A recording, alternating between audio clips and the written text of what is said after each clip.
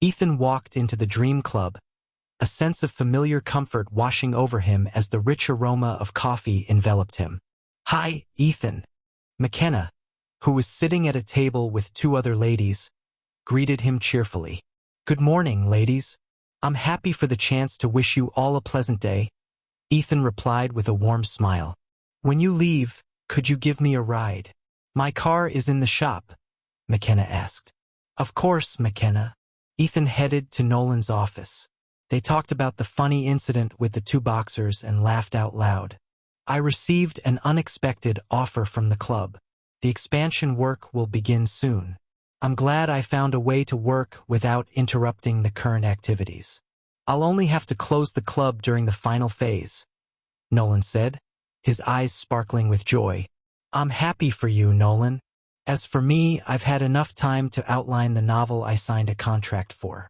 I'm looking forward to seeing it grow before my eyes," Ethan said.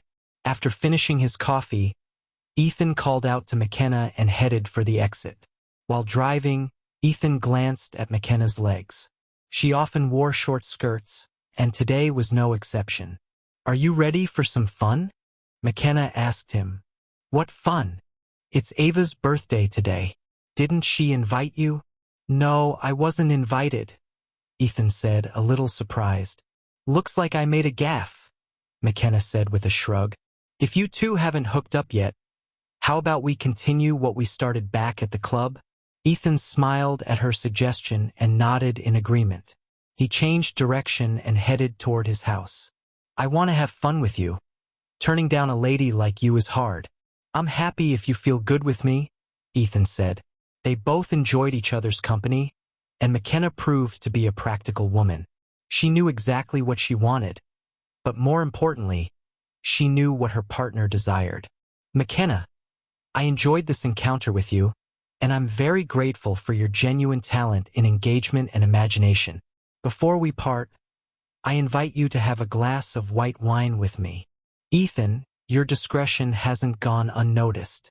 Over the many evenings at the club in various conversations, I've never heard you bragging about having fun with this or that lady. You've never boasted with stories of your conquests. Instead, you chose the path of modesty. Your discretion is a rare quality. I learned the weight of intimacy and secrets at the beauty salon. Amidst the noise of hairdryers and brushes, the air is thick with confessions and intimate revelations. They are as colorful as the shades we use there, but they demand respect for confidentiality. To not disappoint those who trust in us means to honor the unwritten pact of discretion, a virtue worthy of esteem. It's just one of the reasons I don't lose my clients, and why you respect me." On the way to the nail salon, Ethan stopped at a flower shop and bought 2 bouquets. He offered one to Makenna, then drove with the other to Ava's apartment. When he rang the doorbell, David, visibly drunk and wearing only his underwear, opened it. "What are you doing at my door, loser? Haven't you figured it out yet? You're not wanted here," David shouted aggressively. Ethan said nothing. He placed the bouquet down at the entrance and left. Stunned by the encounter, Ethan searched for a logical explanation but found none. He thought it was a perfect moment to dive into his writing. He took care of a few urgent matters, packed his bags, and drove to his cabin in Deer Mountain. It was a quiet place where he had written 3 of his most successful books. As he left the noisy streets of New York behind, the buildings shrank, and the sky changed its color among the trees. Ethan felt a sense of peace as he embraced the natural beauty around every curve of the country road. After passing the town of Makenna, he turned left onto a narrow road that snaked through the forest. Soon, he reached his log cabin, a short distance from the lake.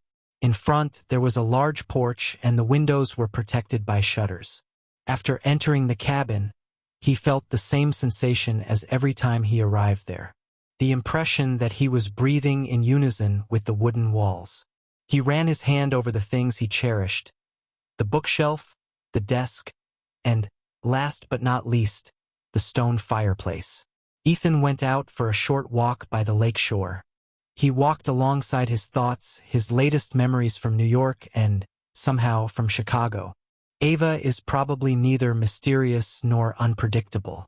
Perhaps she reacts under the influence of strong emotions, stemming from past experiences. What might seem like a trivial situation to many can deeply affect a sensitive woman. It's easy to label a woman an enigma and react hastily. Maybe it takes patience to understand her attempts to express her feelings. Ethan stopped judging Ava. His behavior perhaps didn't give him that right. He smiled, knowing that soon, he would be walking on the lake shore with the characters of his new novel. To converse with the characters he created was one of Ethan's great pleasures. More than a pleasure, he felt it as the fulfillment of creation.